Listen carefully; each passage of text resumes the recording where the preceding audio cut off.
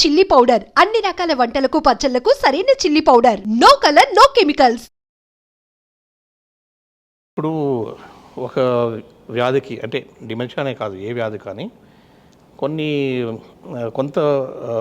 కొద్ది మేర వరకు అది వ్యాధిగా పరిగణించాం. ఇప్పుడు ఒకసారి ఇప్పుడు నాకు మీ మీద కోపం వచ్చింది అనుకోండి, సపోజ్ కోపం రావడం సహజమే, అందరికి రావచ్చు. కానీ ఇప్పుడు కంటిన్యూస్గా కోపంలోనే ఉంటున్నాడు వ్యక్తి అంటే అది డిసీజ్. అంటే వ్యక్తి బిహేవియర్లో కొన్ని యాక్సెప్టబుల్ బిహేవియర్స్ ఉంటాయి, కొన్ని అన్యాక్సెప్టబుల్ బిహేవియర్స్ ఉంటాయి. అన్యాక్సెప్టబుల్ బిహేవియర్స్ అంటే ఏదైనా ఫర్ ఎగ్జాంపుల్ కోపం కానీ, రేజ్ అంటాం అంటే ఉగ్ర రూపం, ఇవన్నీ కూడా if they are continuously present దాన్ని మనం డిసీజ్ అనొచ్చు. సైకాలజీగా సైకాట్రీలో the difference between normal behaviour and abnormal బిహేవియర్కి థిన్ లైన్ ఉంటుందన్నమాట. సో అట్లనే డిమెన్షియాలో కూడా ఏంటంటే మతిమరుపు అనేది చాలామందికి ఉంటుంది. ఏదో ఒకటి మర్చిపోతుంటాం. కొందరు పుస్తకం చదివింది మర్చిపోతారు, ఎగ్జామ్ రాసేటప్పుడు అది అన్నీ మర్చిపోయినా అంటాడు. స్టూడెంట్స్ ఎందుకంటే ఫస్ట్ ఆఫ్ ఆల్ అది నేను చెప్పినట్టు మెమరీ ఒకటి రిజిస్టర్ కావాలి అంటే first attention is very important. మనం ఇప్పుడు మన ఇద్దరు మాట్లాడుతున్నప్పుడు మీరు అటెంటివ్గా వింటుంటేనే మీకు అది మెదడులోకి ఎక్కి అక్కడ మెమరీ లాగా మెమరీ ఫార్మ్ అవుతుంది. అసలు మీరు అటెన్షన్ లేకుండా మీరు బయట ఎక్కడో పాట వస్తుంది, ఆ పాట మీద మీరు గమనం పెట్టారనుకోండి, అప్పుడు ఇది నా మాట వినరు. అంటే అర్థం ఏంటి? Attention is the first step. Attention అయిన తర్వాత next is registration of the memory. మనము విన్నదంతా వెళ్ళి అక్కడ మెమరీ ఫార్మ్ అవుతుంది, temporary memory. Just like in computers RAM ఇవన్నీ ఉంటాయి కదా, అట్లాగా అది టెంపరీగా ఫామ్ అయిన తర్వాత దాన్ని రిపీటెడ్గా మనం రీకాల్ చేస్తూ ఉంటే అది పర్మనెంట్ మెమరీగా అవుతుంది. సో ఆ తర్వాత దట్ ఈస్ రీకాల్ అంటాం, రిపీటెడ్ రీకాల్. అండ్ నెక్స్ట్ వచ్చేసి దాన్ని భద్రపరచడం ఒకటి, తర్వాత దాన్ని బలపరచడం ఒకటి, ఆ మెమరీని స్ట్రాంగ్ చేయడం. అంటే దాన్ని మనం ఏమంటాము, ఫస్ట్ అయితే attention, then second is registration, third step is recall, and fourth step is reinforcement. So ఇవి 4 జరిగినప్పుడే ఆ మెమరీ స్ట్రాంగ్ అయిపోతుంది. చాలా మనం రోజు చేసే కొన్ని పనులలో, ఫర్ ఎగ్జాంపుల్ మనం మా అమ్మ ఏదో వంట చేస్తుంది, ఉప్పు 2 సార్లు పడుతుంది ఒకసారి మర్చిపోయి, అంటే అది డిమెన్షియా కాదు, అది చాలా సహజంగా జరిగేదే. రోజు చేసే దాంట్లో ఎక్కడో ఏదో ఆలోచించుకుంటూ అదే మర్చిపోయాను, వేషాను లేదు అని చూడడము, ఇట్లా ఒక్కోసారి మనము ఇంటికి లాక్ వేసాము లేదో అని చూడడము, ఇవన్నీ కూడా రెగ్యులర్ జరిగేటివి. అవన్నీ ఒక్కోసారి ఏదో ఆఫీస్లో ఏదో మర్చిపోతాము, ఓ పుస్తకం మర్చిపోతాము, ఏదో మర్చిపోతాం. సో ఇవన్నీ these are all common things, ఇవి మెమరీలో చాలా కామన్ అనమాట. ఎందుకంటే ఈ 4 స్టెప్స్ అవసరం లేదు అక్కడ మనకు, అందుకే ఆ మెమరీ అంత ఇంపార్టెంట్ కాదు కాబట్టి అది అంత స్టోర్ కాదు. చాలా మంది ప్యానిక్ కూడా అవుతూ ఉంటారు సార్, ఎందుకంటే ఏదైనా ఒక విషయం తరచుగా మర్చిపోతూ ఉంటే మాకు ఏదైనా ప్రాబ్లం వచ్చిందేమో, లోపల ఇంకేదైనా జరుగుతుందేమో అన్న టెన్షన్ ప్రతి ఒక్కళ్ళకి ఉంటుంది. అంటే ఇప్పుడు ఈ వ్యాధి ఏదైతే డిమెన్షియా అన్నాం కదా, డిమెన్షియా అన్నది ఇట్స్ డీజనరేటివ్ డిసార్డర్ అంటాం. అంటే వెళుతూ వెళుతూ ఇంకా అయ్యే ఛాన్సెస్ ఉంటాయి అన్నమాట. దీంట్లో కామనెస్ట్ ఏదంటే ఆల్జీమర్స్ డిసీజ్ అనేది మీరు వినే ఉంటారు. ఆల్జీమర్స్ డిమెన్షియా ఇది ప్రోటోటైప్ డిమెన్షియా అనమాట. అంటే ఇది డీజనరేటివ్, అంటే వెళుతూ ఇంకా ఎక్కువ అయ్యే ఛాన్సెస్ ఉంటాయి. ప్రోగ్రెసివ్ అంటే ఎక్కువ అవ్వడము, తర్వాత ఫైనల్గా ఫంక్షన్ పూర్తిగా కోల్పోవడము. అంటే ఇనిషియల్గా అది జస్ట్ మెమరీ డిస్టర్బెన్స్ లాగా స్టార్ట్ అవుతుంది. దీంట్లో ఏంటంటే బ్రెయిన్లో కొన్ని న్యూరోఫిబ్యులరీ ట్యాంగిల్స్ అంటాం, అంటే నరాలకి ఒకదానికి ఒక కనెక్షన్ ఉంటాయి కదా, అక్కడ అన్ని ముళ్ళు పడిపోతాయి అనమాట. ఆ డిసీజ్ ట్యాంగిల్స్ మన వెంట్రుకలు ఎలా చిక్కుపడిపోతుంది అలాగా ఈ న్యూరాన్స్ కూడా చిక్కుపడిపోతాయి. దీన్ని న్యూరోఫిబ్యులరీ ట్యాంగిల్స్ అంటాం. అలా చిక్కుపడడం వల్ల ఏమవుతుందంటే ఇన్ఫర్మేషన్ ఒక ఏరియా ఆఫ్ ద బ్రెయిన్ నుంచి ఇంకో ఏరియా ఆఫ్ ద బ్రెయిన్కి వెళ్ళేటప్పుడు అంతా జంబలప్ అయిపోతుంది. సో మెమరీ రిజిస్ట్రేషన్ కాదు, మెమరీ రీకాల్ కాదు, ఏది కాదు. అదొకటే కాకుండా వేరే యాక్టివిటీస్ కూడా, థాట్ టు యాక్షన్ అంటాం. మనకు వచ్చిన ఒక థాట్, ఫర్ ఎగ్జాంపుల్ నేను ఈ పెన్ తీసి రాయాలి అన్నప్పుడు నాకు ఆ థాట్ వచ్చింది కానీ దాన్ని యాక్షన్గా మారలేదు, ఎందుకంటే అక్కడ వరకు వచ్చింది, అక్కడంతా జంబల్లో పడిపోయి అది యాక్షన్గా మారలేదు. సో వెళుతూ యాక్షన్ కూడా కోల్పోతారు అనమాట. నాట్ ఓన్లీ ద థాట్, దాన్ని అల్జీమర్స్ అంటాము. దీంట్లో ఇంకో వెరైటీ పిక్స్ డిసీజ్ అంటాము, అది ఫ్రంటల్ లోబ్స్లో వస్తుంది అనమాట. ఇవన్నిటికీ ఏంటంటే న్యూరాలజికల్ సబ్స్ట్రేట్ ఉంటుంది, మనం బ్రెయిన్ బయాప్సీ తీస్తే దాంట్లో ఇవన్నీ కనపడతాయి. సో అలా కొన్ని డిమెన్షియాస్ ఉంటాయి. కొన్ని ఎల్డర్లీ పీపుల్లో సహజంగా వస్తుంటుంది అనమాట.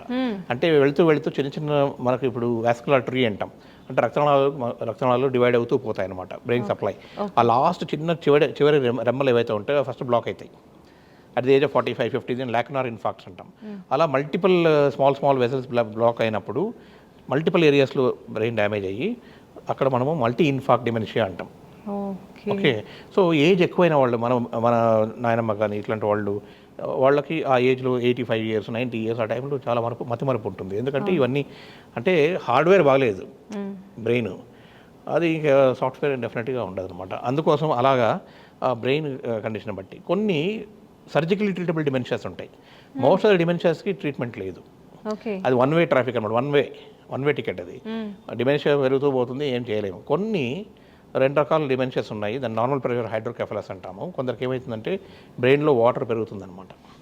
బ్రెయిన్లో ఒక వాటర్ బ్యాగ్ ఉంటుంది, దాంట్లో రోజు వాటర్ వస్తుంటుంది, కిందికి వెళ్ళిపోతుంటుంది అనమాట. వెళ్ళిపోయి తర్వాత మళ్ళీ పైకి అంటే స్పైనల్ కార్డ్ చుట్టూ నుంచి పైకి వచ్చి ఇక్కడ రక్తనాళాలలోకి ఇంకిపోతుంటుంది ఆ వాటర్. అంటే డైలీ కంటిన్యూస్గా ఫ్లో ఉంటుందన్నమాట. కొన్నిసార్లు ఏమవుతుందంటే అది ఇంకిపోవడం కానీ లేకపోతే ఆ ప్రొడక్షన్ ఎక్కువ అవ్వడం కానీ దానివల్ల ఏమవుతుందంటే వాటర్ పెరిగిపోయి ఆ బ్రెయిన్ మీద ఒత్తిడి వల్ల చాలాసార్లు ఇటువంటి ప్రాబ్లమ్స్ వస్తాయి. దాన్ని నార్మల్ ప్రెషర్ హైడ్రోకెఫలస్ అంటాము. ఎస్పెషలీ ఒక 60 years 70 years ఆ ప్రాంతంలో ఈ సింటమ్స్ స్టార్ట్ అవుతాయి. వాళ్ళకి మతిమరుపుతో పాటు యూరిన్ ఇన్కాంటినెన్స్ అంటాం, అంటే యూరిన్ తెలియకుండా వెళ్ళిపోవడము, తర్వాత నడుస్తున్నప్పుడు స్వేయింగ్ గేట్ ఇలా తురాడము, ఇట్లాంటి దానికి మనం ఆ వాటర్ తగ్గించే ఒక ఆపరేషన్ చేస్తే ఇవన్నీ రికవర్ అవుతాయి. సో దాన్ని మనము ఒక స్కాన్, సిటీ స్కాన్ కానీ ఎంఆర్ఐ స్కాన్ కానీ తీసి చూస్తాం. అంటే any patient who's come with dementia అంటే ప్రోగ్రెసివ్ మెమరీ లాస్, అట్లాంటి వాళ్లకు ఇలా ఒకసారి స్కాన్ చేసి చూస్తాం ఏదైనా మనం కరెక్టబుల్ ఇష్యూ ఉందా అని. ఇంకోటి ఏంటంటే ఎల్డర్లీ పీపుల్లో ఒకసారి చిన్నగా తలకు దెబ్బ తాకడం ఇట్లాంటి జరిగినప్పుడు మనకు బ్రెయిన్కి తర్వాత ఈ స్కల్కి మధ్యలో అక్కడ కొంచెం ఒకసారి బ్లడ్ క్లాట్ అవుతుంటుంది అనమాట.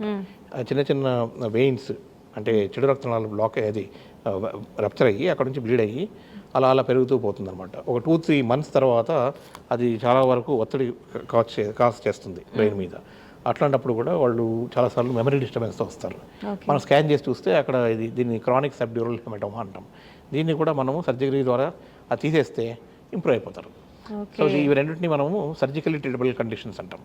మిగతావన్నీ ఆల్మోస్ట్ ఆల్ అదర్ డిమెన్షియాస్. దానికి కొత్తగా కొన్ని మందులు వచ్చాయి, డొనపిజల్ ఇట్లాంటివి వచ్చినాయి కానీ బట్ ఇంతవరకు దానికి క్యూర్ అన్నది లేదు. ఎందుకంటే ఇప్పుడు వెంట్రుకలు తెల్లబడతాయి, దానికి ఏముంది పైన పెయింట్ వేయచ్చు కానీ దాన్ని నల్లపరచలేదు. అలాగే ఇది కూడా డీజనరేటివ్, అంటే as we age this things will come. కొందరిలో ఆల్జీమర్స్ అట్లాంటివి కొన్ని before age also they can get. So దాన్ని ప్రీ సెనల్ డిమెన్షియా అంటాము. సో అది ఒక డిస్ప్రపోర్షనేట్గా మెమరీ లాస్ ఉంటుందన్నమాట. ఓకే, ఇన్ని రకాల డెమెన్షియాస్ ఇవన్నీ ఉన్నాయి కదా. జనరల్గా పేషెంట్ మీ దగ్గరికి వచ్చినప్పుడు ఫస్ట్ పేషెంట్ని చూడగానే పేషెంట్తో మాట్లాడగానే మీకు ఏది అన్నది ఎలా ఐడెంటిఫై చేస్తారు సార్? అంటే హిస్టరీ చాలా ఇంపార్టెంట్. ఓకే, ఈ సిమ్టమ్స్ ఎప్పుడు స్టార్ట్ అయ్యాయి, ఎన్ని నెలల కింద వచ్చాయి, ఎన్ని సంవత్సరాల కింద, అప్పటికి ఇప్పటికి ఏమి తేడా ఉంది, ఒకటేలాగా ఉందా లేకపోతే ప్రోగ్రెషన్ ఎక్కువ అవుతుందా అన్నది ఎస్పెషల్లీ ఫ్యామిలీ మెంబర్స్ చెప్తారు. పేషెంట్ మనకు అన్ని నార్మల్గానే ఉన్నాయనుకుంటాడు కానీ ఫ్యామిలీ మెంబర్స్కి తెలిసిపోతుంటుంది ఈయన మాటకి ఇట్లా డిఫరెంట్గా బిహేవ్ చేస్తున్నాడని. ఒక్కోసారి ఇంటి నుంచి బయటికి వెళ్తారు, మళ్ళీ ఎక్కడికి వచ్చామో తెలియదు, వాళ్ళకు మర్చిపోయి ఉంటారు. Sometimes they lose there way to home also, మనకి ఇంటికి కూడా రారు ఒక్కోసారి. అలాంటివి జరుగుతూ ఉంటాయి అన్నమాట. సో యూజువల్గా ఫ్యామిలీ మెంబర్స్ మనకు చెప్పేస్తారు ఇలా జరుగుతుంది అని. సో దాన్ని బట్టి మనం ఒక అంచనాకు వస్తామన్నమాట. ఇది మోస్ట్లీ డిమెన్షియా ఉండొచ్చు అని మనం ఇన్వెస్టిగేట్ చేస్తాం. సో దాన్ని బట్టి మీరు ట్రీట్మెంట్ అనేది స్టార్ట్ చేస్తారు. కొన్ని సైకోమెట్రిక్ అనాలిసిస్, కొన్ని టెస్ట్స్ ఉంటాయి, MMSE అంటాం, మినీ మెంటల్ స్టేటస్ ఎగ్జామినేషన్ అని. ఒక 15 minutes టెస్ట్ అది. అంటే ఒక క్వశ్చనర్ లాగా ఉంటుంది, ఒక 20-30 questions, 30 points ఉంటాయి. 30 points మనం అసెస్ చేస్తాం. ఒకసారి ఒక బొమ్మ గీయమని చెప్తాము, ఎలా గీస్తారని, తర్వాత కొన్ని ఏదో చూపిస్తాము, తర్వాత కొంతసేపు తర్వాత దాంట్లో ఏమేమి చూశారు అడుగుతాము. ఇట్లాంటివి ఒక పిక్చర్ చూపించి దాంట్లో ఏమేమి చూశారు మీరు. సో ఇవన్నీ కూడా కొన్ని టెస్ట్స్ ఉంటాయి అన్నమాట. So mini mental status examination అంటాము. అలా చేసి అది యూజువల్గా క్లినిక్స్లో మనం చేస్తూ ఉంటాం అనమాట. మనకు తెలిసిపోతుంది ఎనీ స్కోర్ బిలో 20 వచ్చిందంటే అది డిమెన్షియా కింద మనము చేస్తాం అనమాట.